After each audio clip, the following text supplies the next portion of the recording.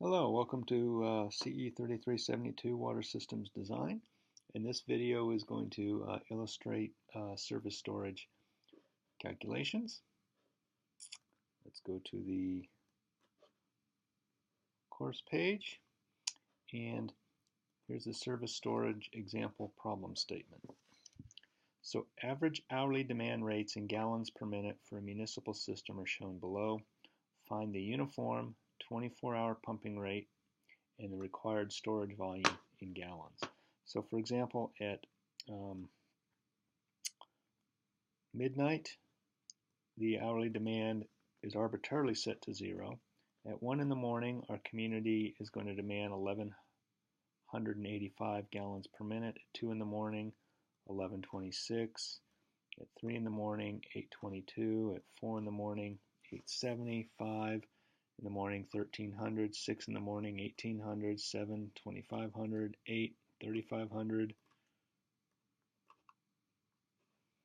9, 3400. 10, 2900. 11, 2850.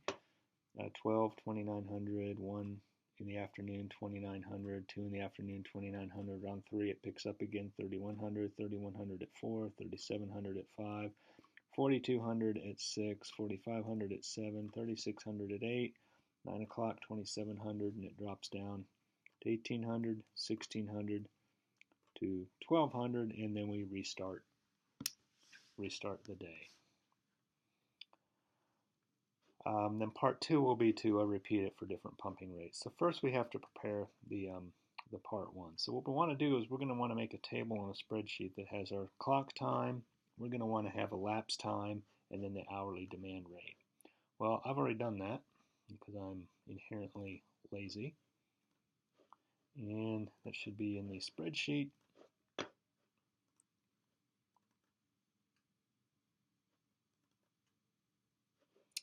And here is that first case. Let's make it a little bit more viewable. Okay, so here's the time in hours, clock time. Here's the elapsed time. It's just to make it a little bit easier to plot.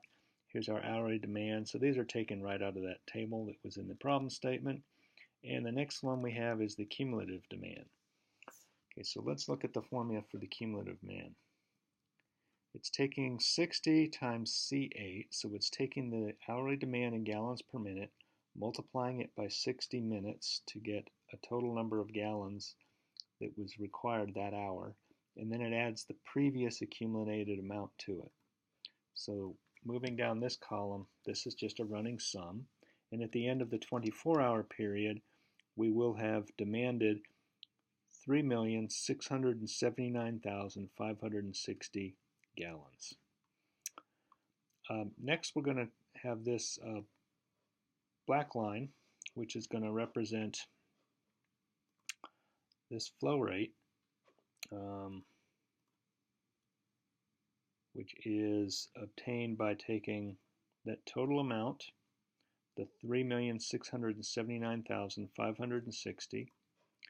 We divide it by the number of minutes in a day, which is 1,440, or you could divide it by 24 and then divide it by 60, same result. And we get 2,555.25 gallons per minute.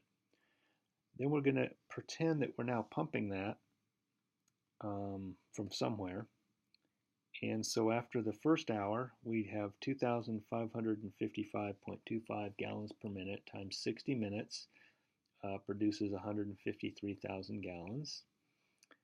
The second hour we have 2,555.25 gallons per minute times 60 minutes, which produces 153,315 gallons, and we add it to the previous 153,315 gallons to start accumulating in this column.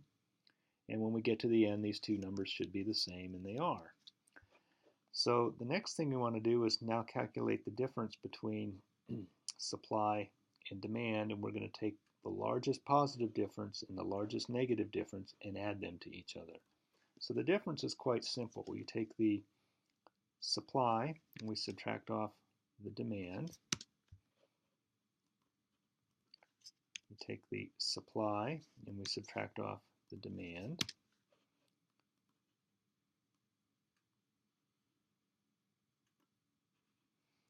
And we now have the following values, and we're looking for the largest number is right there, and then the smallest, or I guess the largest negative, there's a minus 17 right there.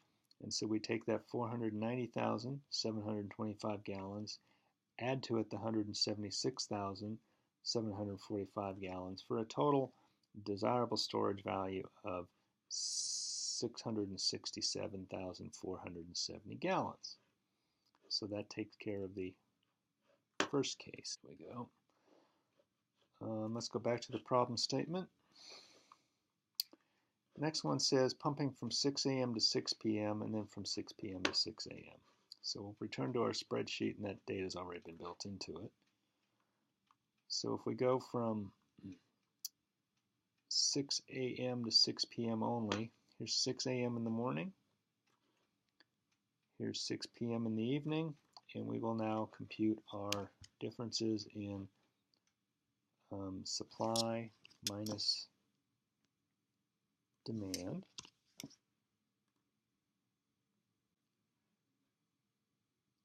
And so the largest positive is here at the right end, and the largest negative is here at the left end, and so we're going to add those two, basically absolute value, and add them for 1,372,980 gallons. So it's a little less than double of the prior one, maybe more than double actually, because of the shorter pumping time. And then the last one we'll consider the case we're pumping from 6 p.m. to 6 a.m. So we did 6 a.m. to 6 p.m. Okay, so we're flipping around the corner. I get that. You notice the demands look different because we're grabbing that part to begin with and then the rest of it at the end, and so that's what re-indexes all these. Okay, that's not trivial to notice that. And we'll go ahead and we'll take supply minus demand.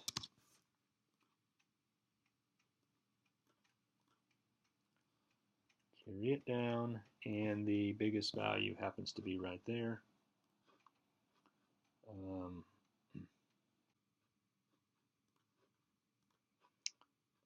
Okay, so there's the biggest negative.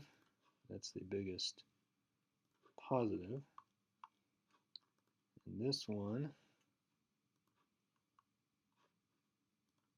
uniform supply,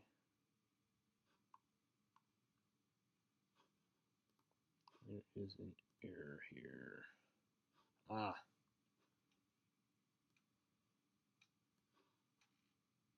have it operate on the correct data set.